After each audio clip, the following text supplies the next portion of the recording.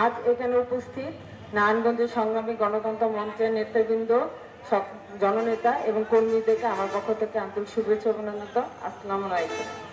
আজ আমরা এখানে উপস্থিত হয়েছি ঐক্যের ডাক দিতে, আমাদের গণতন্ত্রের পক্ষ থেকে ঐক্য একতা ডাক দিতে। কারণ আমরা দেখছি এই একতা ঐক্যবদ্ধ হয়ে আমরা এই স্বৈরাচারী পেশিবাদী আমলিক সরকারকে পতন ঘটিয়েছি।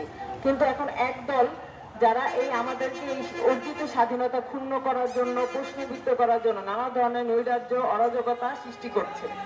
জায়গায় জায়গায় দেখছি চাঁদাবাজি, দখলদারি, বিভিন্ন মসজিদ মন্দিরে ভাঙ্গন, সেখানে বিভিন্ন মসজিদে আজকে রক্ত ঝরছে, মন্দির ভাঙা হচ্ছে, মাজার ভাঙা হচ্ছে, পাহাড় আজ উত্তপ্ত। এগুলি সব একদল নৈরাজ্যকারী সৃষ্ট নৈরাজ্যকতা, অরাজকতা। তারা চাচ্ছে আমাদের স্বাধীনতাকে প্রশ্নবিদ্ধ করতে, ক্ষুণ্ণ করতে। আর এদের বিরুদ্ধে প্রতিরোধ করার জন্য আমাদেরকে আবার এক হতে হবে, ঐক্যবদ্ধ হতে হবে। ঐক্যবদ্ধ হয়ে এদের বিরুদ্ধে রুখে দাঁড়াতে হবে, যাতে এরা জায়গায় জায়গায় দখলদারি, চাঁদাবাজি, নৈরাজ্য সৃষ্টি করতে না পারে। এদের নৈরাজ্য সৃষ্টি করে আমাদের যে একতা হয়েছে, ঐক্যবদ্ধ হয়েছে, তা আমাদেরকে বিভিন্ন দলে, বিভিন্ন নামে বিভক্ত করে আমাদের একতা নষ্ট করার জন্য তারা আবার তাদের নৈরাজ্য সৃষ্টি করার মাধ্যমে তারা আবার তাদের ক্ষমতা দখল করার জন্য তারা এই যে নৈরাজ্য সৃষ্টি করছে সেগুলো বিরুদ্ধে আমাদের প্রতিহত করতে হবে, আমাদের এক হতে হবে।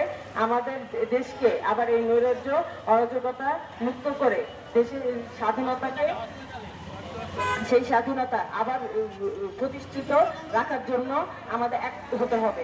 আমরা সব আমাদের এই যে আমরা ছাত্ররা যে আমার স্বাধীনতা অর্জন করে দিতে, তার মধ্যে শুধু ছাত্ররা একা ছিল না, সেখানে ছিল আমাদের এই মসজিদের মুসল্লিরা, ছিল মন্দির সনাতনধর্মী ভাইয়েরা, ছিল মাজার অনুসারীরা, ছিল বিভিন্ন ধর্ম নির্বিশেষে সবাই একত্র হয়ে আমাদের স্বাধীনতা অর্জন করছে। আজকে ছাত্রদের এই স্বাধীনতা, ছাত্রদের প্রশ্নবিদ্ধ করার জন্য বিভিন্ন স্কুল, কলেজ, মাদ্রাসাগুলোতে শিক্ষকদের সাথে শিক্ষকদের অপমান করার মাধ্যমে ছাত্রদেরকে প্রশ্নবিদ্ধ করার চেষ্টা চলছে। আমাদের সবকে এক হতে হবে, এক বিরুদ্ধে প্রতিরোধ করতে হবে, তাদের এই ষড়যন্ত্র করতে হবে।